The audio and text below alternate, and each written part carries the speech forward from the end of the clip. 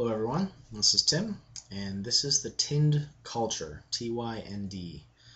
And some of the things that I want to talk about mainly are that they do not wear clothing in the traditional sense. They like to wear bands of metal all over their bodies, on their arms. They also like to pierce themselves in their ears. They like to cut their flesh and cut chunks of their flesh out to make them look a little bit different. They like golden and like kind of like just metal, silvery bands. They don't normally just go straight up naked, but they have lots of metal just bands around their body. And they can wear more armor. I guess the bands are more for ceremonies and festivals. So that was the bands. They are a very hardworking race in kind of an obsessive way. They work constantly on whatever task is put in front of them. If they're laborers, or if they're making something or carving something, if they're a craftsman. They'll spend long hours just incessantly working on this thing. And they just focus on it so much that there's actually kind of an instilled festival culture where they work very, very hard, and then they have days of wild abandon where anything is pretty much allowed. Anything is on the table. All of Tyria just breaks down into some sort of chaos. And it almost takes them roughly until the next festival comes up to clean up the damage, to kind of get things back on track to be able to have another festival. So it's kind of very orderly and then very chaotic in different parts. The Tynd are the dominant race of Tyria. That's the name of the hex. They're very serious and very hardworking, but like I said, they play hard too during those days where they have the festivals. Even the children are very hardworking. They don't believe in child labor laws. There's basically 2 to 4 festival days, basically between like every month of time, where they just go nuts and just have a really good time. All work stops during the festival days, and the entire country breaks down into a degenerate party that would make a Roman blush. Sex, drugs, alcohol, and music are basically non-existent throughout the entire focused month of work. But during the festival nights, all of these are in abundant supply, and they really just delve into that side of themselves that they ignore the rest of the time.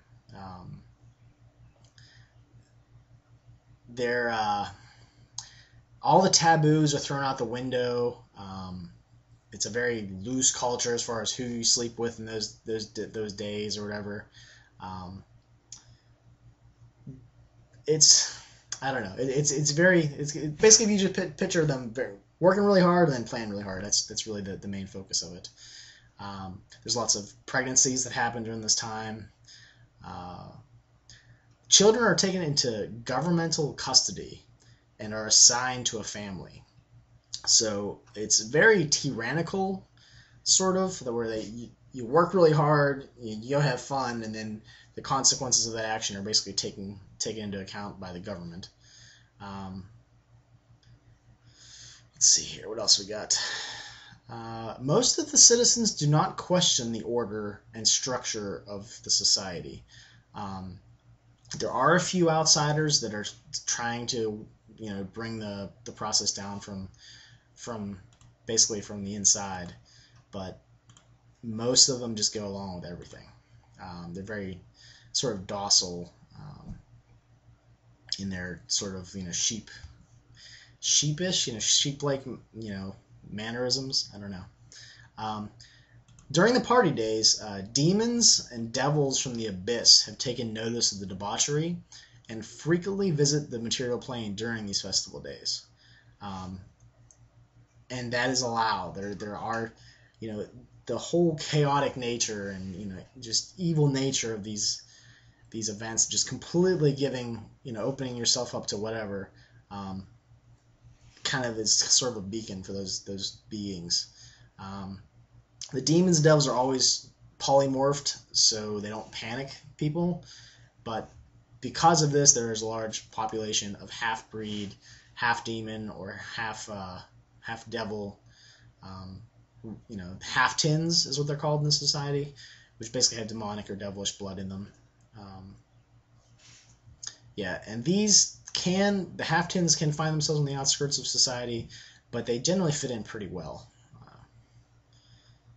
The last couple of days of the festival days are for rest, recuperation, and hangovers.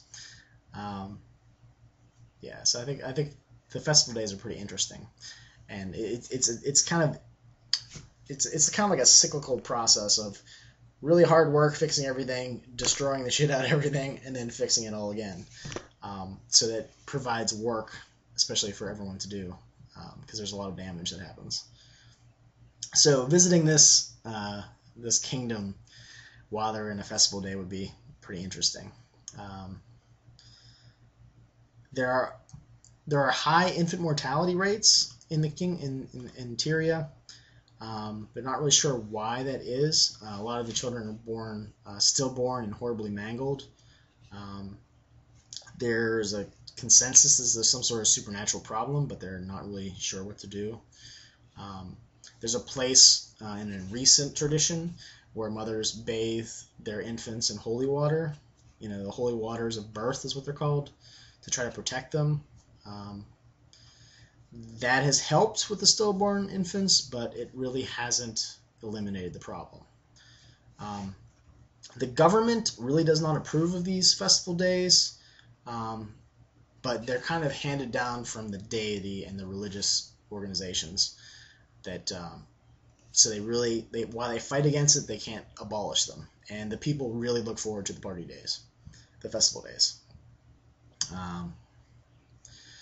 And like I said, there's also a lot of jobs for rebuilding and repairing buildings and public places that get destroyed. During these festival days, the rebel groups that are starting to form in the kingdom have the most sway, and they can kind of come out from their secret bunkers and try to not corrupt, but to sway people to their side of thinking that the government needs overthrown. That is the majority of their culture. They really don't have a lot of taboos and intricate things in the culture themselves. They're just obsessive hard workers. And then when they have a hoedown, it's very destructive, very raunchy, and it's almost like they just flip a coin. Most of the month they're on heads, but for those 2 to 4 festival days, they really just give in totally to abandon and just wild experimentation. So that is the culture of the Tynd.